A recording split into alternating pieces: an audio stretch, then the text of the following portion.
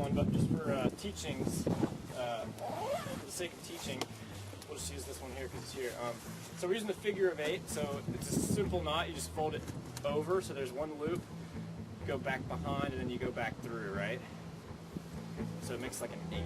Okay, so that's the knot we're going to use today, called the figure of 8. And then what we're going to do is we're going to do the figure of 8 follow through. So if you tuck that down through the bottom. So this is only the belay loop, but we're climbing. We're going to go through both the hips and the bottom, right? So we're going to thread through both. Yep. Go ahead and pull it on through.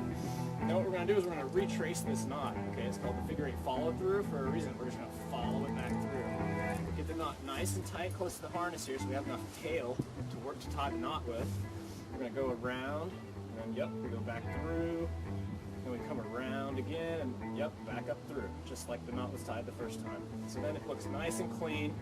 It's figure 8 follow through. We like to have at least this much tail. A little bit more would be preferable, so we'll just push a little bit of the knot through itself, pull a little more tail down, and now that's about all we need. Okay, I don't want to see it like that short, you know. We want to keep see it nice and long. So that's the knot, right?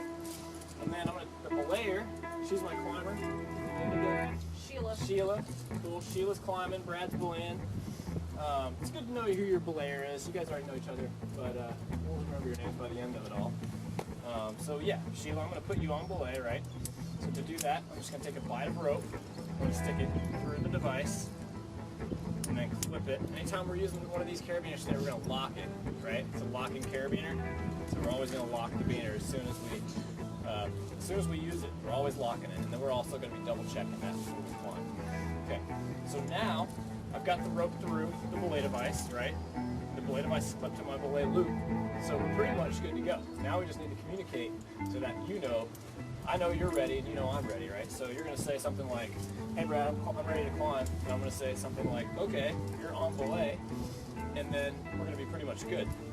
The key here now, the next step, we got the basics. We know how to communicate, we know how to tie in, we're going to help you of course, and we know how to thread the belay device. The next step is what to do with your hands, right, as you're belaying. It's really simple, but it's easy to get confused, so don't worry if you get confused off the bat. We'll help you get it straightened out. More or less, as she goes up, I'm going to be taking in rope, right, because we're through the top and back down. So as she goes up, somebody's got to take the rope in. That's me, right? So I'm just going to put some rope out like there was a bit more slack. She starts climbing. Okay, I've got this hand fairly close to the device, but not like on the device because it could get pinched if she fell. So a few inches. You want to stay about 3 or 4 inches away from the device.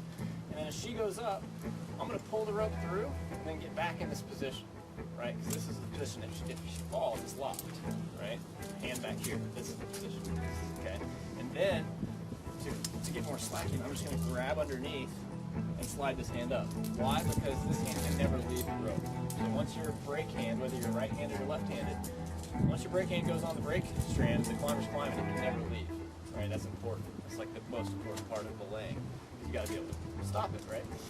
So to pull and slack, go back to the brake position, grab underneath, and slide our hand up. Right? Pull slack in, brake position, grab underneath, slide it up. So everybody kind of seeing that? Motion up, brake position, underneath, slide the hand up. Go up, brake position, grab underneath, slide the hand up. And that is pretty much it, right? As you're going up, I'm pulling slack in, coming down, grabbing underneath, sliding my hand up. Alright, so then we get to the top of the climb, right? Now we got to come back down. In this scenario, the belayer is going to lower the climber. You know, instead of rappelling, where you're at the top of the cliff and you're going down with the rope, you might rappel down, but because we've already got the rope set up, we're just going to get lowered, right? So you're at the top of the cliff, you say, all right, I'm done climbing. You say, I'm ready to be lowered, I'm ready to lower. Your belayer is going to say, okay, lowering. And that's pretty much it. You just tell them you're ready to be lowered, and then the belayer acknowledges and says, all right, I'm ready. And then the key is trusting the rope, obviously. So you have to just kind of be like, all right, I'm ready. And then you can weight the rope. Like right now, I can take the slack up. You can feel me doing that, right? And so that means I've got control of the rope. And so all you have to do to rappel is then all the feet are like lean back, really kind of tight, okay? And then you can lean this way. You can see, kind of going to do it. back as hard as you can, you know? So you guys, she's not going anywhere, right? Because I've got her on belay. Now, if you were ready to lower, just say, Brad, ready to lower.